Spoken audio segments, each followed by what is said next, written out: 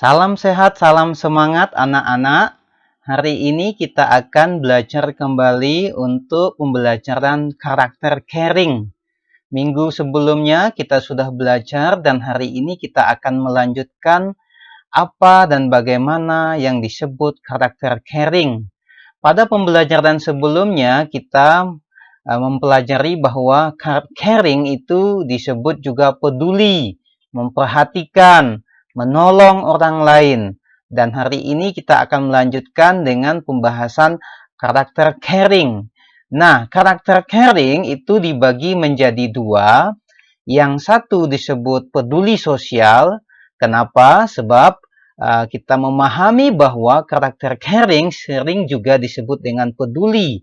Nah, peduli sosial yang berkaitan dengan memperhatikan kepentingan orang lain atau sesama. Contohnya memperhatikan orang tua, memperhatikan saudara, memperhatikan teman, memperhatikan tetangga. Itu yang pertama namanya peduli sosial. Nah, yang kedua itu peduli lingkungan. Nah, peduli lingkungan itu yang berkaitan dengan daerah atau kawasan dan semua yang berada di dalamnya atau lingkungan sekitar berupa benda mati dan juga makhluk hidup, contohnya tumbuhan atau hewan. Nah, jadi peduli dibagi dua, yang pertama itu adalah peduli sosial, yang kedua namanya peduli lingkungan. Peduli lingkungan. Nah, mari kita lihat. Ada contoh peduli sosial. Contohnya adalah seseorang yang disapa dengan lemah lembut. Misalnya kita ketemu dengan seseorang dan kita menyapanya dengan lemah lembut. Itu contoh peduli sosial. Lalu ada juga kalau kita mendoakan orang lain. Itu juga peduli sosial. Ada juga ketika kita memberikan sumbangan kepada seseorang yang membutuhkan, ini contoh peduli sosial. Nah, ketika kita membantu teman yang terjatuh, nah seperti ini, itu juga namanya peduli sosial. Contoh dari peduli sosial. Memberi sumbangan yang ini, mendoakan, menyapa dengan lembut, termasuk juga membantu orang tua dalam mengerjakan tugas di rumah. Seperti gambar ini, itu adalah contoh peduli sosial. Nah, kita akan melihat contoh peduli lingkungan. Contoh peduli kepada lingkungan yang pertama adalah membuang sampah pada tempatnya. Jadi ketika kita membiasakan diri untuk membuang sampah pada tempatnya, itu berarti bahwa kita sudah peduli pada lingkungan. Kita sudah memiliki karakter peduli pada lingkungan. Nah, yang kedua, kita misalnya menyapu halaman rumah atau halaman sekolah. Nah, itu juga sebenarnya bentuk atau contoh nyata bahwa kita peduli dengan lingkungan, memiliki caring dengan lingkungan.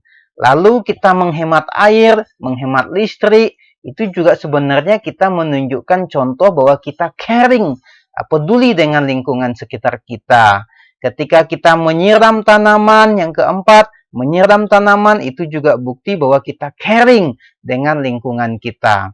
Nah, selanjutnya ketika kita membersihkan selokan, nah itu adalah bukti-bukti bahwa kita peduli dengan lingkungan kita, supaya lingkungan kita tetap bersih, tetap sehat.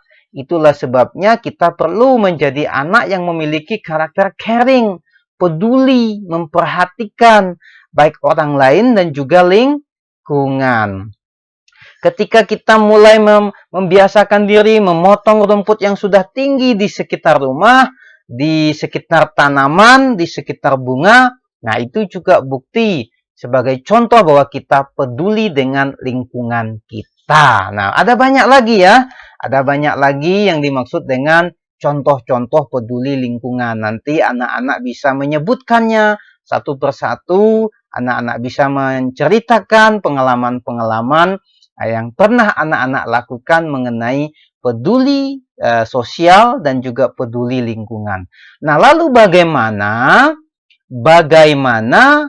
kita membangun sikap peduli atau membangun karakter caring dalam kehidupan kita. Bagaimana? Nah, yang pertama, kita harus membiasakan diri untuk membantu pertama-tama anggota keluarga kita. Kita harus biasakan. Kalau ibu, kalau ayah, kalau kakak minta tolong, kakek, nenek, biasakan diri untuk mau membantu mereka. Ya, kita biasakan diri membantu mereka. Lalu yang kedua, kita harus belajar ringan tangan. Apa itu ringan tangan? Kita belajar ringan tangan itu adalah mau melakukan jika ada orang yang meminta bantuan kita. Itu namanya kita belajar ringan tangan, yaitu mau melakukan kalau ada yang meminta bantuan. Biasanya kalau di rumah, pastilah orang tua, pasti juga saudara, pasti juga mungkin ada kakek, nenek, yang kakak, adik yang meminta kita membantunya. Kita harus belajar ringan tangan.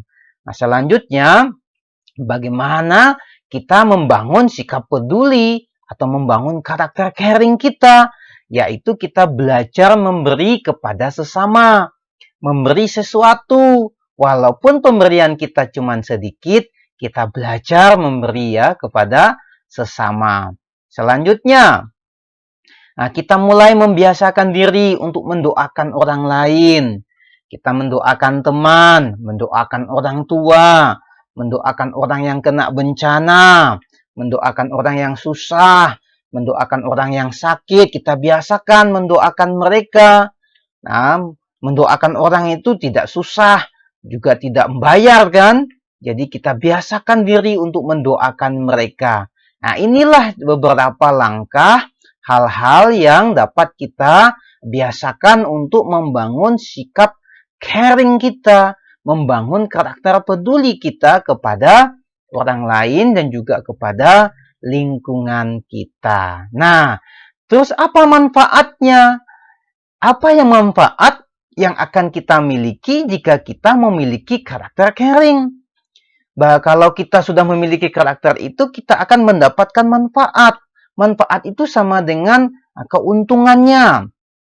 Apa itu untungnya bagi saya kalau saya melakukan semuanya itu? Nah, yang pertama, pastilah Tuhan senang atas perbuatan kita. Maka kita akan menerima upah atau pahala dari Tuhan. Tuhan akan memberikan kita pahala atas semua perbuatan baik, atas semua kepedulian kita. Yang kedua, orang lain suka berteman dengan kita, sehingga kita memiliki banyak sahabat, banyak teman. Kan lebih baik punya banyak teman daripada temannya cuma satu atau nggak punya teman, ya kan? Nah, kita harus biasakan diri tadi memiliki karakter peduli sosial dan peduli lingkungan supaya kita bisa punya banyak teman. Itu adalah keuntungan yang akan kita peroleh. Lalu yang ketiga, terwujud sikap hidup gotong royong. Apa itu gotong royong? Saling membantu, sikap hidup kerjasama yang baik. Suatu saat kita juga pasti akan butuh bantuan ya. Karena kita kan tidak sempurna, kita bukan Superman yang bisa melakukan segala sesuatu. Tentu kita akan minta bantuan juga kepada orang lain. Mungkin kita minta bantuan pada ayah, pada kakak, pada kakek, nenek, dan lain sebagainya. Nah, dengan demikian, terwujudlah sikap gotong royong kerjasama yang baik. Nah, selanjutnya, kita akan menumbuhkan kerukunan dan kebersamaan. Jadi kita akan hidup rukun, kita akan hidup bersama dengan baik, baik dengan orang tua, dengan saudara, dengan teman, dengan tetangga, termasuk juga kita akan memiliki kehidupan yang harmonis dengan lingkungan kita.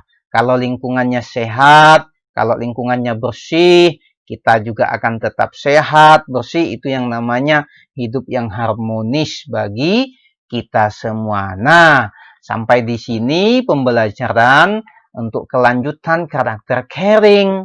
Jadi anak-anak kita perlu menumbuhkan karakter caring kita, baik itu caring kepada lingkungan sosial, juga caring kepada lingkungan alam sekitar kita. Kita ingin supaya hidup kita terus menjadi berkat bagi orang lain. Sebab apa? Jika kita telah berusaha melakukannya, manfaat yang kita miliki, Tuhan akan memberi kita upah. Tuhan senang melihat perbuatan kita. Lalu kita akan punya banyak teman, banyak sahabat. Lalu kebiasaan hidup gotong royong, kerjasama yang baik akan terbangun dalam kehidupan kita.